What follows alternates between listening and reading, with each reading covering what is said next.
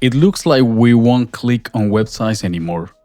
Nowadays, if your business is investing in Google Ads and you're getting traffic through clicks, keep in mind that in 5, 10 years in the future, you might not click on websites anymore as you do it nowadays.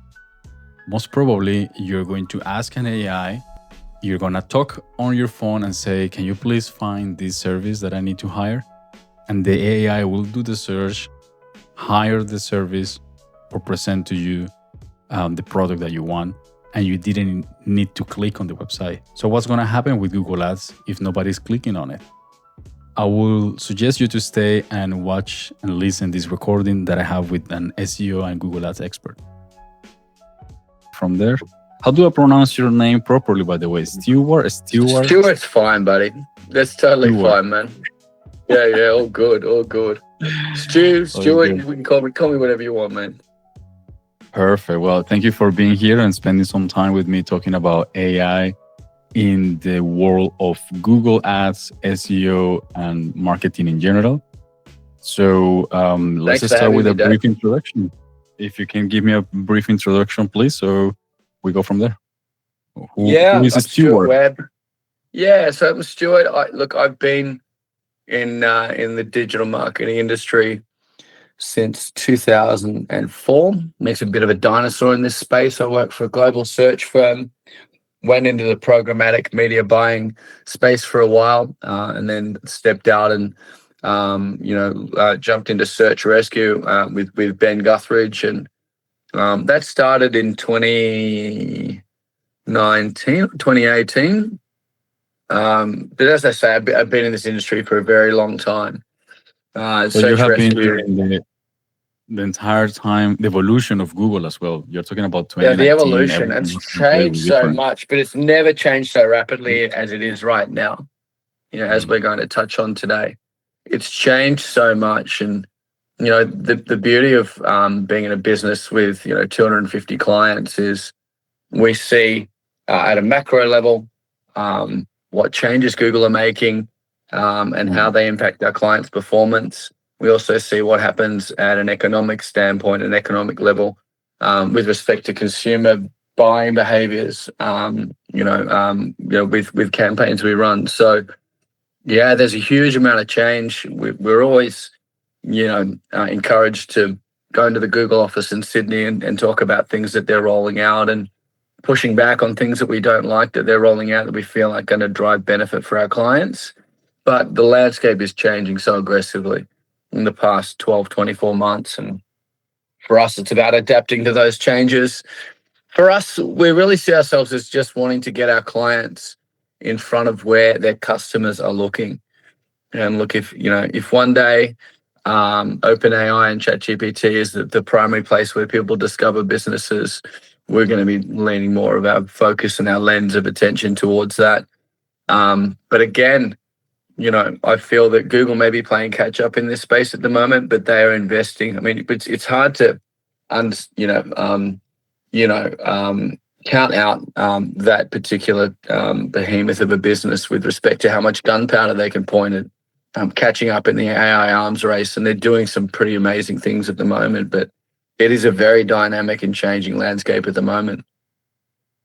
Yeah, it is. And every time I have a conversation with someone in any kind of industry, even if you're a designer or you work in marketing on SEO, AI is changing everything, and the only way for you to be relevant in this change, if you are still up to date to whatever is happening. If you don't bring on board AI into your daily life right now, into your business, your processes, you're gonna left behind. Exactly, embrace it, and you're gonna left behind quicker than any previous revolution before. Let's say that it's going way faster than any new technology before. So it's like you have to be this right now. Otherwise, if you are an SEO Google Ads company that is not yet using AI, or you don't understand what's happening with AI, I think you're gonna be left behind. But I'm glad to hear that you guys are up to date. You every day, I guess, you see the news and you know what's happening, and the business have to evolve. As have you been doing? You told me that since 2019 to today, Google is changing pretty much every year. So Yeah. your business has to adapt to all those changes, and now with AI, even quicker. It changes daily. I would say we keep up to date with all of the advancements within AI. But I think the most important thing to think about right now, if you're a business owner or you're in the digital industry, is that there's a saying that AI is not going to take your job, but someone using AI will.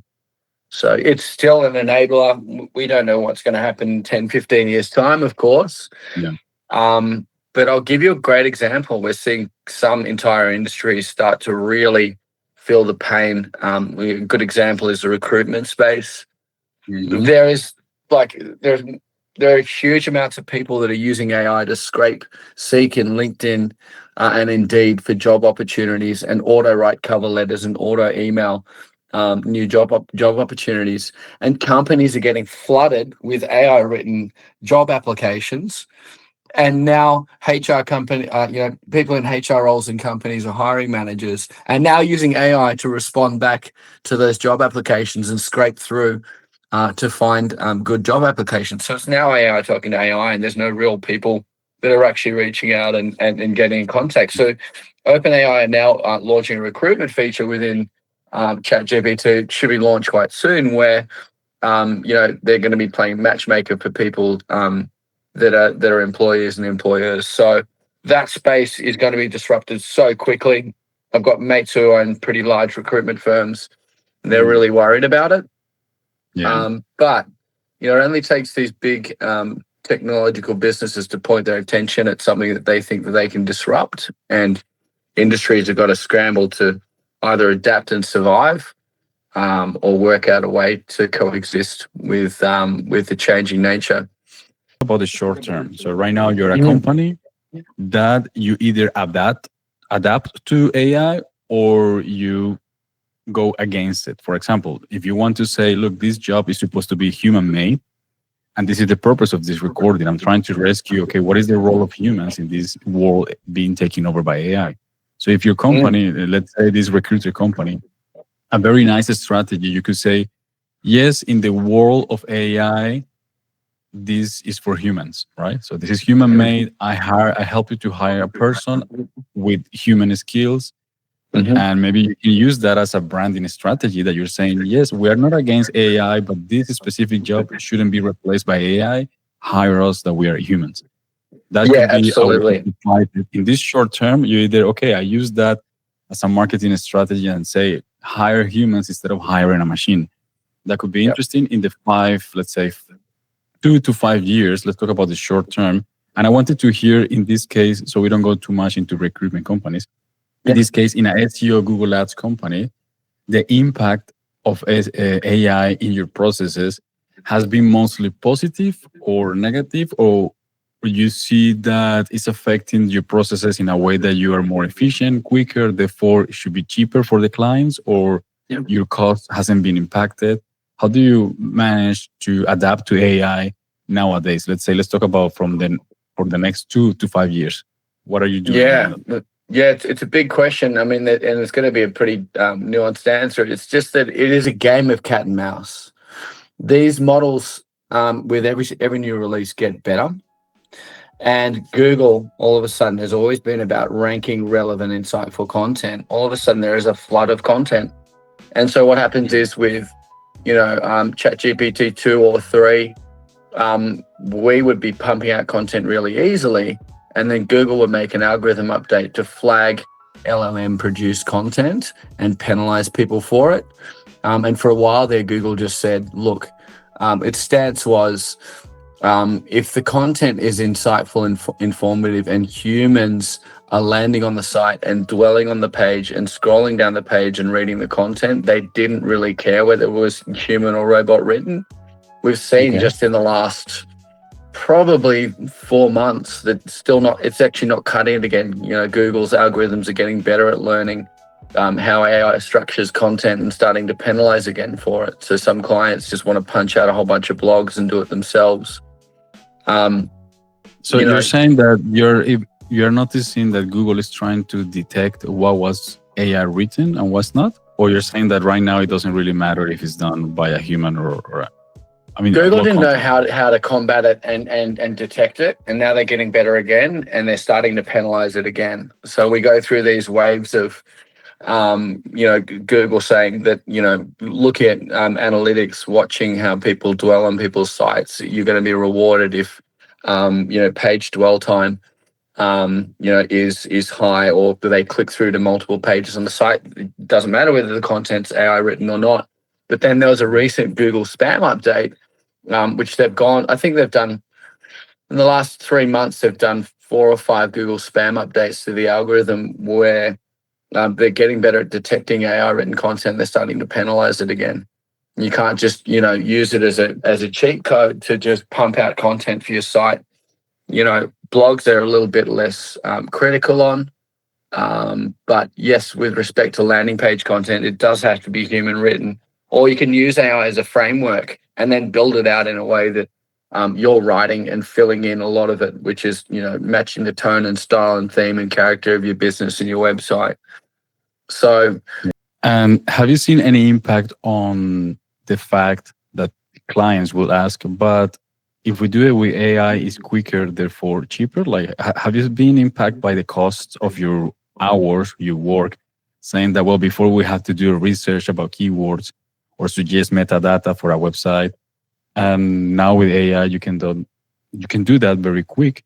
But I guess your service doesn't lose the value, therefore you guys charge the same, or you're being affected by the misconception of clients asking, well, why is it so expensive? If we do it with AI, it should be done in minutes. Do you have that sense, or hasn't been affected your offer? yeah, it's a really good question. So clients are expecting more and we're outputting more because AI is the enabler for us to be able to do that.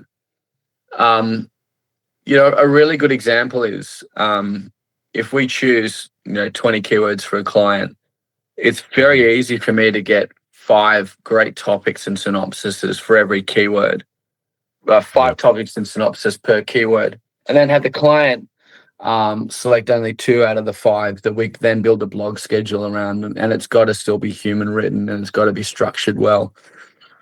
So clients are expecting more, and they're knowing that we can output more and we can deliver more, and it's meant that we're able to push more out at scale with the help of these LLMs. But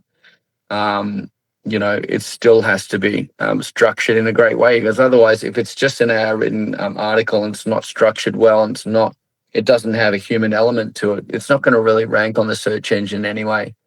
It's not going to get discovered, indexed on the search engine. It's not going to drive traffic and leads. So, yeah, I mean, there's got to be some guardrails we put around what we can actually what more we can do from an enablement perspective, but it still has to come back to a human element that is finalizing a blog or finalizing content.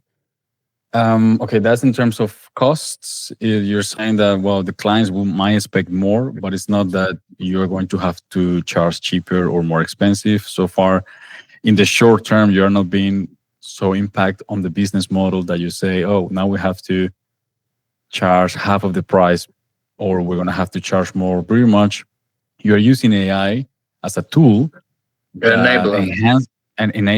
enhance your services. You're more efficient, quicker, but it doesn't mean that you're going to have to charge cheaper or more. Like, you are being stable. Let's say you're adapting the AI, you're modifying your processes, but it's not yet impacting. Because what I'm trying to get at with this point is, people is scared that they're going to lose their job, business are going to close. But today we're talking specifically about SEO, Google Ads, marketing agencies. Mm. As far as I can see, this specific type of businesses is not yet obsolete. Like, we have to evolve and we have to stay relevant on these changes, but you still see yourself with a lot of work in the next 5 years. Yeah, look, absolutely. I mean, the rise of AI in search results, or the function of AI being used for people looking for services and products, that's risen 400% in the last year. But the search engine market share of ChatGPT plus Claude, plus all of these other AI like large language models, the search, like the market share of AI search is still only 5%. It's risen 400% in the last year. So there's a large market share for it to capture. Google's still, 90% of where people look online, or 87%, I think, at the moment. So Google is really investing really heavily in folding in AI tools and services into their business, and they're catching up to OpenAI. Headings, FAQs, and summaries, and fresh content. It's really important that you've got really great content on the site as well that's updated regularly.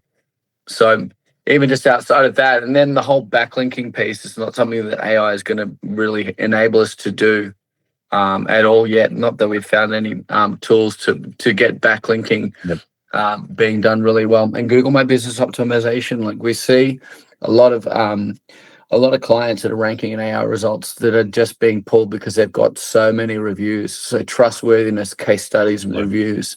As far as I can hear you, is you as a human, you as a service provider for a company that you want to offer Google Ads and SEO services. Yes, you are using AI, but your human skills have to be always upscaling. You have to be expert on how AI is working, what is happening with Google to be able to offer the service. Because I want to disrupt the fact that a client is going to come to you and say, well, if I do this with AI, I can talk to the ChatGPT. ChatGPT can give me a keyword Google ad campaigns. ChatGPT can write blog for me. Like, why would I need a human to do this job if I communicate with an AI right now, and the AI can create all the content, can select the keywords? What do you feel will be the role of human then between the client and an AI if you want to offer that service and the client have the feeling that he can do everything himself with AI? What do you think is your role there? Well, look, I mean, we sit in Google Ads platform every single day across 250 clients. AI will give you keywords to choose, but we use Google's keyword planner to find and choose keywords. The other thing that we know is when we look at keywords, what is the intent behind the search term? Is it informational, which is how, what, why? Is it transactional, which is buy, book, or order? Or is it navigational? And because we sit across so many clients and so many industries, we know what keywords are going to work really well to drive a lead, because it's what we're hired to do. AI will just give you all of the keywords that it thinks are relevant. But Google's still a walled garden. We've got to go to Google Keyword Planner and build out a keyword list. And we've got to think about the negative keywords we want to add to these campaigns too. AI can give you target keywords, but you're probably better off going into Keyword Planner to get those too. With respect to writing text ads too, we've still got to remember that we're still humans, and the business is still a human business, wanting to find another human to click on their ad and inquire with them. So we've got to think about human to human connection. And so, AI can give you, really quick outputs for, text ads based on a website content and keyword suggestions. But we've still got to talk to the clients, say, what are your differentiators against the 5 biggest competitors in your market? What's your unique selling proposition? How do we differentiate you versus them? And you can feed that into LLMs and say, review these 6 competitors and tell me what's unique about my business versus them. But again, we've got to bring it back to the fact that we've got to think about this is humans that are searching we want to appear for. They're humans that are going to click on the ad. We've got to think about the intent behind the phrase, not just the keyword itself. True. So there is still a feeling that the human input in this process is quite critical for the success of your strategy. Because same as any design tool, yes, a client could design its own flyer, but if you hire a designer, it might be way more efficient. Yes, a client could use AI to create blog content or create a SEO or Google Ads strategy. But if you hire an expert, a human expert, it might use the tool even better than yourself. So I see that we as humans offering these services, even if we have AI client, us as a service supplier and the AI, the way we have to upscale is to say, yes, we use AI. We are not afraid of it. Of course. but that makes our job quicker, easier, efficient. It doesn't mean that our expertise as humans is going to be replaced 100% by an AI. Let's say right now we're talking still in this first section of the recording in the Mm. short term. We're going to go Mm. now, Mm. let's say futuristic. Let's imagine ourselves 10, 20 years in the future. And I'm going to suggest a couple of scenarios that we don't know realistically how it's going to be, but I wanted to pick up your brain on some random ideas. We can go sci-fi here, okay? Yeah. Yeah. So 100%. something that I was discussing that I noticed is for the performance of a website, until now, everything is about clicks. How many clicks you get, how much traffic you get on the website, and the indicator of all those analytics mostly is if you click and you purchase, right? Let's talk about an online shop. If you have an ad, someone click on the ad, click on the product, add to cart, check out, all that transaction interaction from someone searching a product and buying a product is easily tracked by Google or by any tool by per clicks. Yeah, that's how it Mm. works. Let's talk about in the future. If I want to buy something, in the future, we're going to have an AI listening everything that we said, everything that we Google, that we scroll. Mm. AI will know what you Mm. like. Even nowadays in your phone, these algorithms already know what you click, what you like, what you don't like. Imagine with AI in hands, pretty much you're going to be targeted by marketing way easier. Yeah. And let's say I'm going to buy something online. So what do you think will happen then with tracking if I can talk to my phone or talk to an AI? Like, look, I think I need a new TV for my living room. You know the size of my house. I'll take a picture of my living room. The AI will find the best offer of a TV that is around my area, and it will suggest things to me. I will say yes, I like option one. Then the AI places the order, and I get the TV delivered to my home, and I install it. In that case, the client didn't need to see the website at all. There was no click, no scrolling, and the AI will do all that for the client. And right now, it's Mm. already happening. I'm trying to take this Mm. further in the future. And I was Yeah. concerned about the transactional websites that we track per clicks.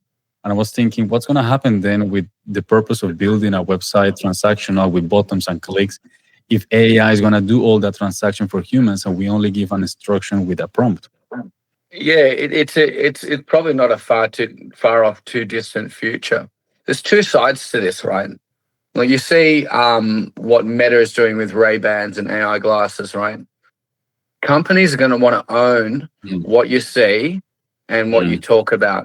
They're You mean the seeing new you with glasses, the GR? they're seeing you with dollar signs over your head to own your thoughts and own what you see, to Yeah, sell yeah, you yeah. ads and sell you products. So it's what price do you want to put on your privacy and your thoughts and you as a consumer. And that's Yeah. one element, right? And I get the fact that it could be so easy. You could think about a TV or talk about wanting to buy one with your wife, and you get an option to buy one. There's still an element of trust there, right? That I would still go to the supplier that's selling at this point in time and have a look at the reviews they've got.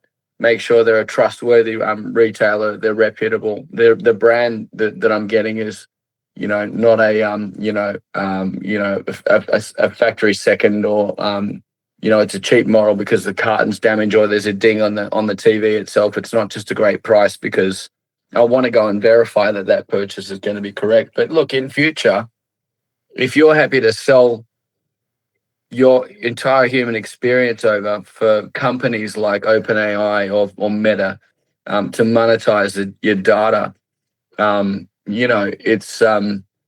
it's a scary future because money will gravitate Yeah. towards these big businesses and remove the power or the ability for smaller retailers to be able to exist in that market. Yeah, I hope. Let's see what happens. But nowadays, with the data protection regulations that they try to GDPR. put everywhere, you know that you have to accept the cookies, give Yeah. consent of your information. Like people sometimes they don't even care. People accept cookies, whatever, because only the ones like yourself that you're saying maybe people have to be more careful. I'm thinking in the future, okay, you are either an online person living in a virtual reality or maybe future generations will say, you know what? Yeah, Why do I need to post things on you, social media? I'm just gonna go for a walk.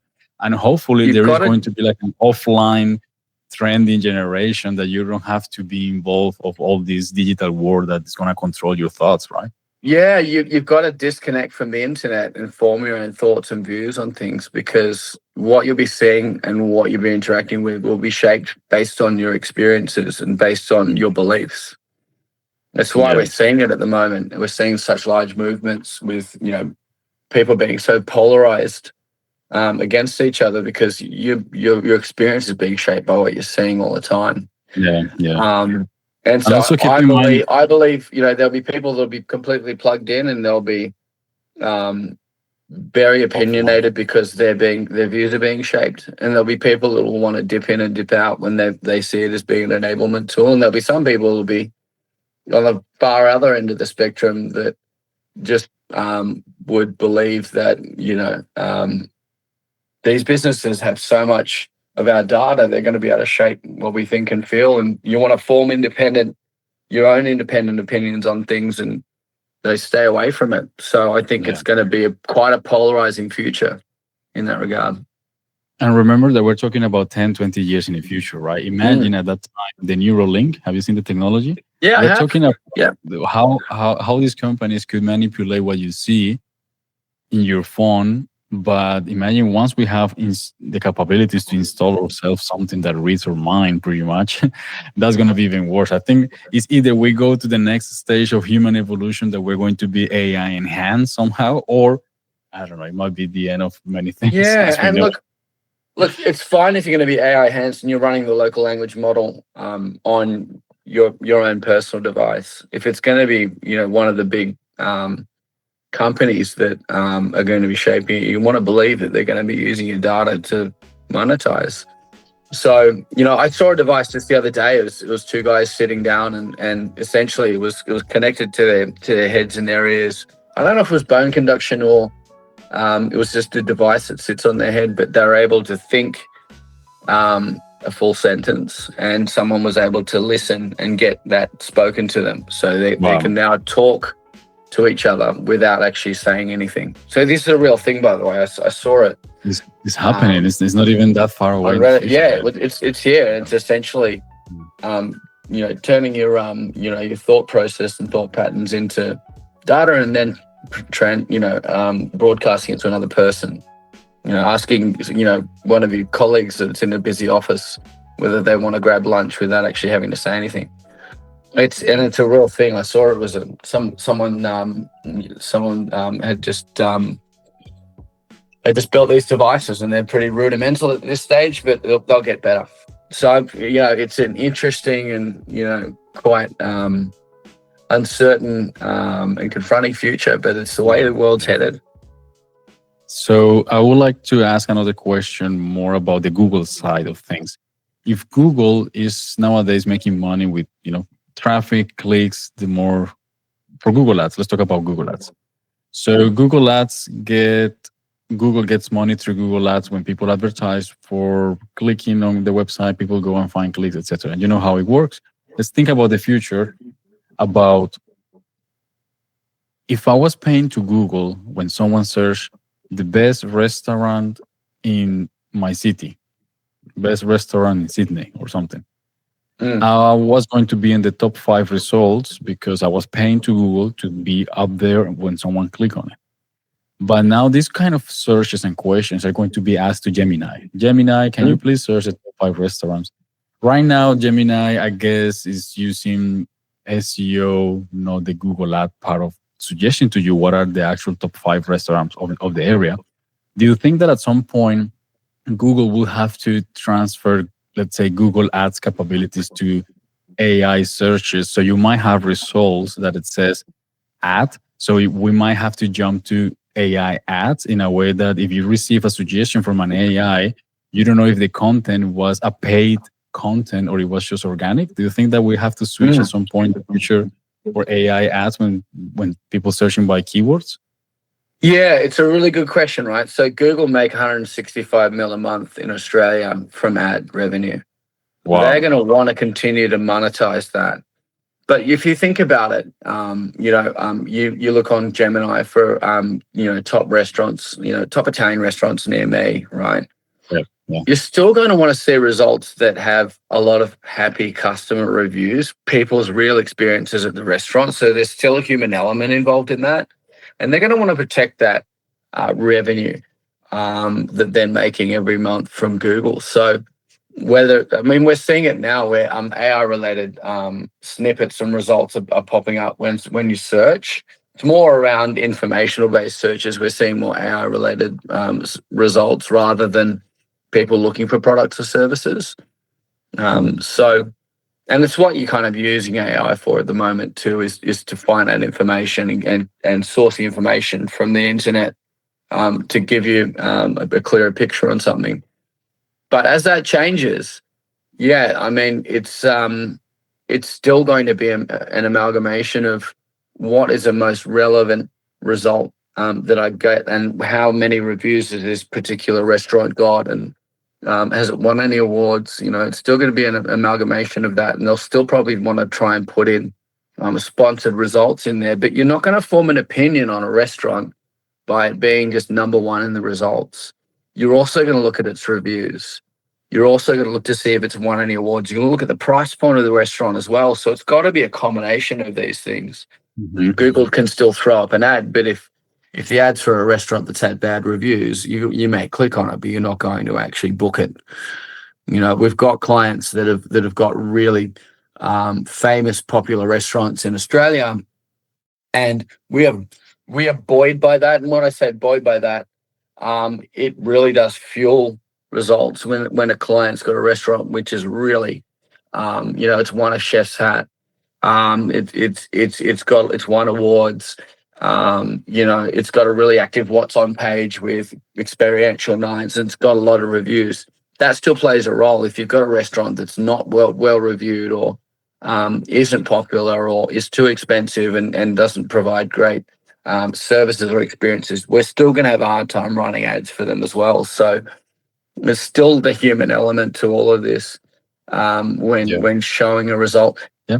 So it sounds like now that we're trying to identify what humans can do in this AI revolution, is that the human factor of you offering a good service to another human, that good quality of service, good reviews, good reputation, you have to put that online in a very organic human way, because we don't know yet in the future if everything is going to go to AI searches. If it's going to be based 100% on SEO, that means that any human to human interaction that was well done and you have a good score, good review, that this is still very relevant to do now as part of your SEO strategy, because 5-10 years in the future, that might be one of the biggest criteria for you to be recommended by an AI. So it's exactly right. I think we said that really early on the call is AI are looking at real world trust signals when ranking and suggesting results. So it's still a human element you need to really work on to be considered and served up as a result in AI search. Case studies, reviews, personal experience, customer stories, your accolades. You can't fake accolades if you've had awards that you've won. All of those elements will be used to call and serve as results. So it's good that they're considering that when serving results. It's not just around the old way of SEO where you have rich, informative content and you've got a really deep site, you've got a lot of backlinks. That's changing. So it's meaning that we're trusting AI-related search results more because it's pulling on these trust signals that you can't fake, that you need humans to actually do. So, it's changing rapidly, and it's like we spent the last 4 years, running SEO for clients, asking them to get more reviews, and a lot of them kind of just say, "Yeah, look, I find it too hard to get a review," but the importance of that cannot be understated in this day and age, and you've got to have a robust review strategy in place. And if you think about any human that's wanting to choose a business, if there's not a lot of reviews there, it's it makes it harder to trust the business and engage and put your credit card through the shopping cart if you don't see any reviews. You want to have that trust. There's a lot of scams online, but you need that trust factor to really make that final decision and take that final step to go through the checkout process or book a restaurant. If you don't see any reviews, it's a real dice roll. True. It sounds like human reviews are still relevant and will be relevant for many, many years as part of any kind of business strategy. And every time when we have clients that they ask us about SEO and Google Ads, those are two separated services that work well together. And if we're talking about the future, any new business jumping on board, okay, I'm opening a business. Do I need a website? Do I need SEO? Or do I just pay for Google Ads? I'm always telling our clients, look, SEO feels like the long-term plan. Google Ads is an immediate short-term action. If you invest in Google Ads, you will get straightforward traffic. People click on it. The clicks are still relevant for the next few years. Yes, pay for Google Ads for temporary campaigns that you want to boost your business right now.